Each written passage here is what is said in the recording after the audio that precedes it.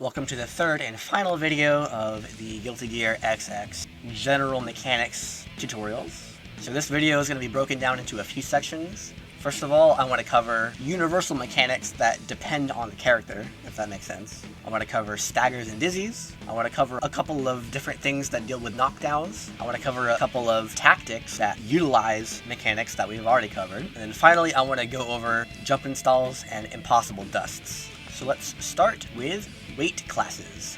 Potemkin Big Boy.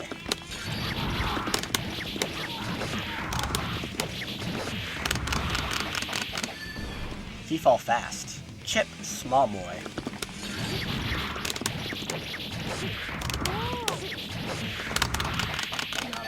He fall slow. So in this game, every character falls at a different speed. This includes during combos. There are combos that work against everybody, and typically those are called bread and butters that just work all the time. But as you get deeper and deeper into your character, you should explore different matchups and see how you can squeeze out a little bit of extra damage depending on the character. Next.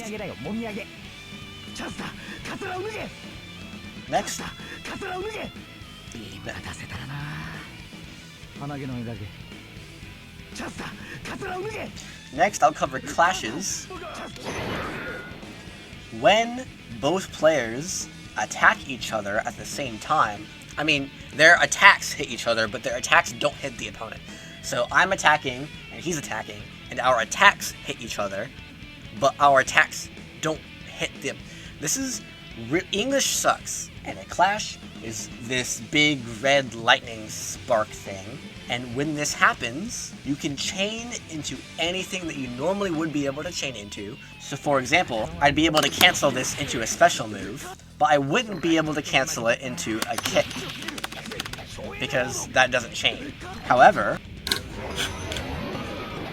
if it clashes, I can. But you can also cancel into any other attack that your character has. You cannot cancel into things like jumps, except if the move is already jump cancelable. And you cannot cancel into flawless defense, or blocking, or walking, or dashing. You can only cancel into things the move normally cancels into to every single attack that your character has. Next up we have Staggers. So whenever you see this joystick icon above your head, you have been staggered, and you can wiggle the joystick really fast to quickly break out of the stun. Keep in mind that hitting buttons does not help with the staggers, only the joystick.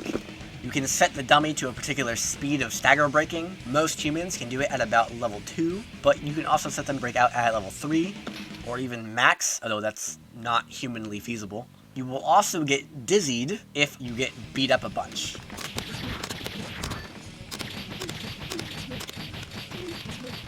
So if I beat you up a bunch, your portrait in the top right starts to blink red. And if I keep hitting you, you get dizzied. If you get dizzied during a combo,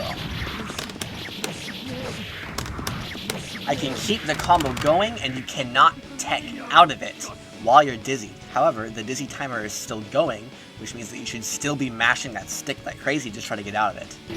If I hit you again, before the dizzy wears off, it resets the combo counter, it resets the hit stun scaling, it resets the damage scaling, but it is still guaranteed, so you cannot block it. So technically the maximum possible damage that you can do is to keep the combo going for as long as possible, but then make sure to hit them again before it wears off. Next, there are a couple of things to note about knockdowns. So recall that if I hit you off the ground, or OTG, it maximizes your hit stun scaling and damage scaling so that I really can't do anything to hit you more than once. The combo is basically over. However, there's a certain type of knockdown called a slide, where you go sliding across the ground. If I hit you fast enough during this slide, it is still a combo and it does not cause OTG.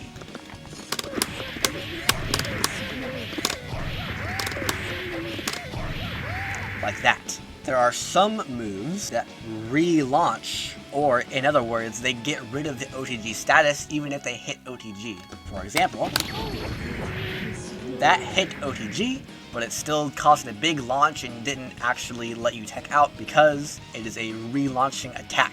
When you burst, it is essentially an extension of hit stun. So that is to say, if you get hit by a few hits in a combo and then you burst, but I block it and I'm able to punish your burst, it is essentially an extension of that combo. So hit stun scaling is maintained, damage scaling is maintained, and this includes with OTG status. So if I knock you down,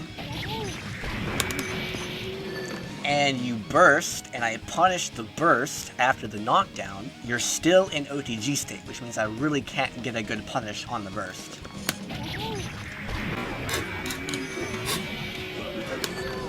Like that. Next, I want to cover a couple of useful tactics using old mechanics that we've already discussed. The first of which is the E-break. So the gist of E-break is that normally you're not able to throw the opponent while running. So even though you hold forward to run, if I press H, I don't actually throw you. I have to stop running in order to throw you. Now, technically, you could just hold forward and then quickly release forward and then go forward again to throw, but there is a small delay there where it doesn't actually work.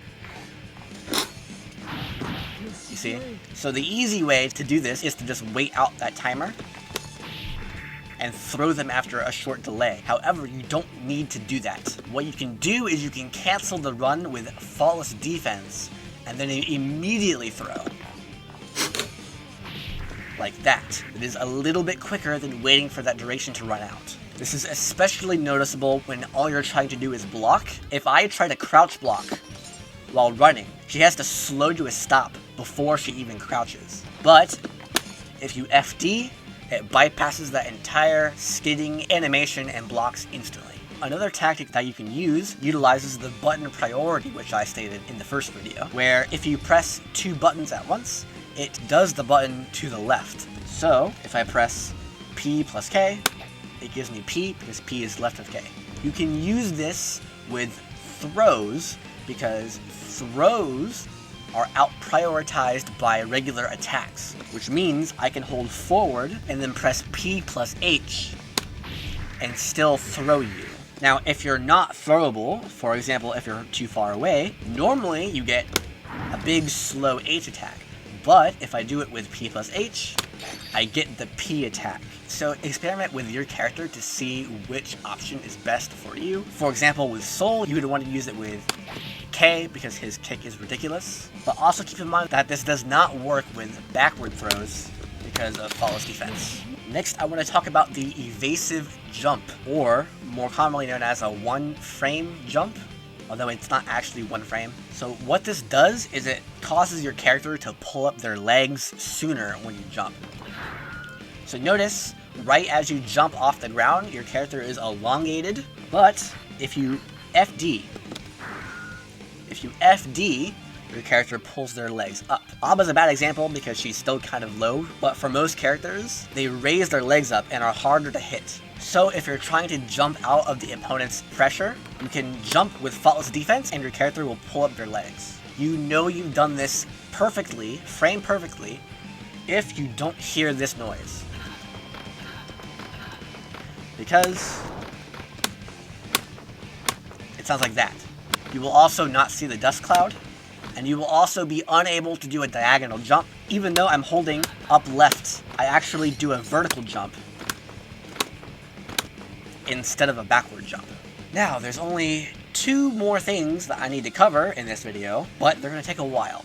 The first one is jump installs. So this used to be a glitch, but they eventually just made it a feature, and some moves even do this automatically without you having to manually do it. So how do you manually jump install? Well, it all boils down to the fact that if you super jump, you cannot double jump during that super jump. So essentially the game is saying he did super jump, so we're going to load in the air actions of super jumps, which does not include double jump. However, a normal jump obviously lets you double jump. So what you can do is you can trick the game into storing the air actions of a regular jump, which includes double jump, but then actually performing a super jump. So the easiest way to do this is to do a jump cancelable attack, but chain it into another attack, which is also jump cancelable, but you tell the game to jump cancel the first one, but you cancel that jump by doing the second attack. So it looks something like that. Look at my inputs. I do the first attack, and then I hit up to jump, but then I hit the second attack. And then what you want to do is you want to super jump cancel the second attack, which looks like that. And what you have done is you have jump installed the air actions of a regular jump into the super jump, which means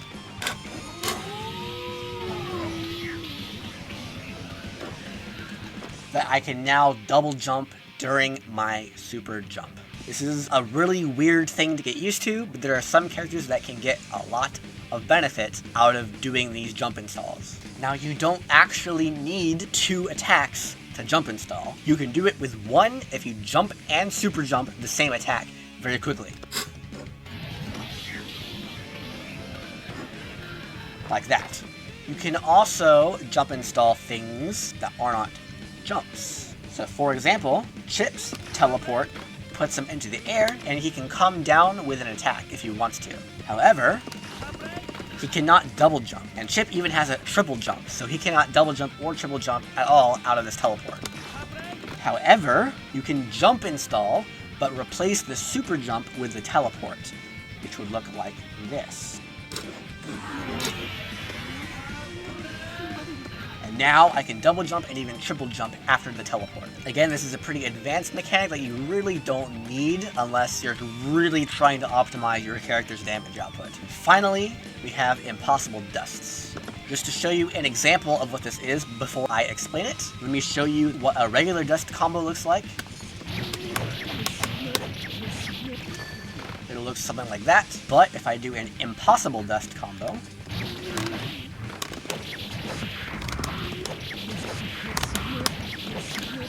it'll look a little something like that. So what is going on here? Why are we doing it? Well, the main reason is that in order to get a knockdown, you have to actually have the opponent low to the ground enough so that they land onto the ground. But obviously, when you dust someone, they go flying up super high into the air, and it's very unlikely that you're actually going to get the knockdown, which is really bad for most characters. So it's really complicated as to why this works, but what you want to do is you want to do something that cancels your auto jump after the dust. Normally, after a dust, you get this super high jump, but you can cancel the momentum by double jumping or air dashing. Milia can do her fast fall, for example. But for me, I like to just double jump, which cancels the auto jump for you. So that gets you down to the ground faster, but now you have to get the opponent down to the ground faster by taking advantage of the hit stun increase. So for example, normally if I hit you with a jumping punch, you can tech out almost immediately, but if I dust,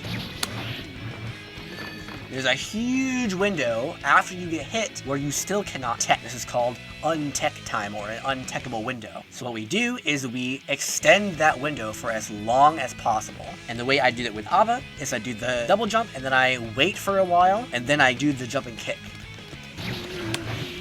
Like that. So what this does essentially is 1, it gets you down to the ground, and 2, it gets the opponent down to the ground after a dust, which means that you can do your standard ground combos that lead into knockdowns. Again, there's more to know about Impossible Dusts. I'll put links to the Dustloop articles for all these things, and if you feel nerdy enough to go read those, you can do that on your own time. And that, my friends, is all of the universal mechanics of Guilty Gear XX that I know of anyway. If you think I've missed something, please leave a comment. I will probably eventually make one more video that is like a collection of all the things that I missed. Aside from that, everything else beyond this point is character-specific knowledge. So I will be rolling out character-specific videos next, starting with this character, because she's awesome. But also let me know what characters you want to see. Do note that all of my guides become word guides before they become video guides. So I will also link you to my website. So this game is Guilty Gear XXXAC+R.